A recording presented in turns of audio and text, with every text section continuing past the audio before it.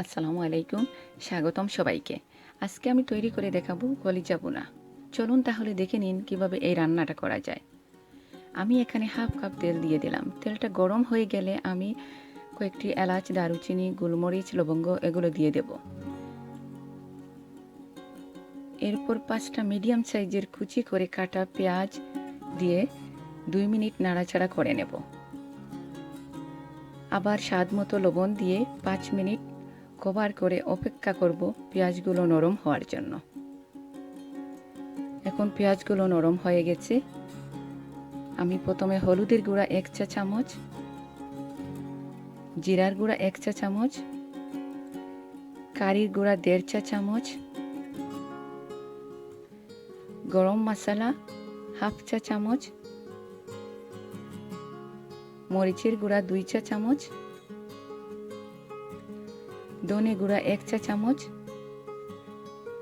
সবগুলো দিয়ে আমি কিছু সময় নাড়াচাড়া করে মধ্যখানে একটু তেল দিয়ে 1 টেবিল চামচ আদা বাটা ও 1 টেবিল চামচ রসুন বাটা দিয়ে ভালোভাবে ভেজে নেব।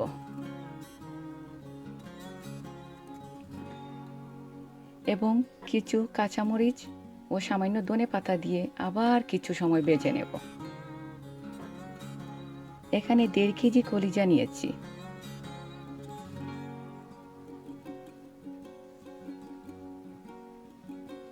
এখন কলিজাগুলো দিয়ে দেব। এই কলিজাগুলো আমি প্রথমে গরম পানিতে সিদ্ধ করে নিয়েছি, কারণ কলিজার মধ্যে একটা গন্ধ আছে, এটা চলে যায়, এদিকে ছোটো করে কাটাও যায়। এখন একটু নাড়াচাড়া করে হাই হিটে কভার করে 10 থেকে 12 মিনিট রান্না করব। মধ্যখানে আমি একটা দেখে নেব। আবার 2 মিনিট নাড়াচাড়া করে 1 কাপ পানি দিয়ে 4-5 মিনিট রান্না করব। সামান্য কাঁচামরিচও দিয়ে দেব।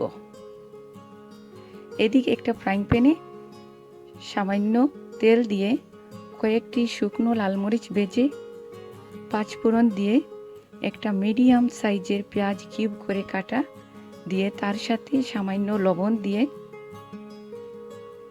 পেঁয়াজগুলো ভেজে নেব।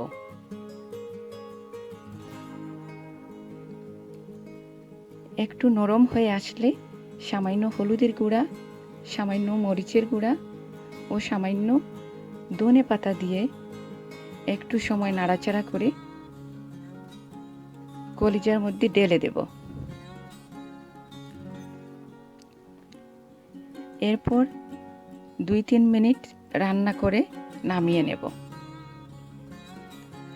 যদি আমার রেসিপিটা ভালো লেগে থাকে তাহলে লাইক, কমেন্ট, শেয়ার এবং সাবস্ক্রাইব করে উৎসাহ দিবেন। এখানে বিদায় নিচ্ছি। সবাই ভালো থাকবেন। সবার প্রতি দোয়া রইল। আল্লাহ হাফেজ। Thanks for watching.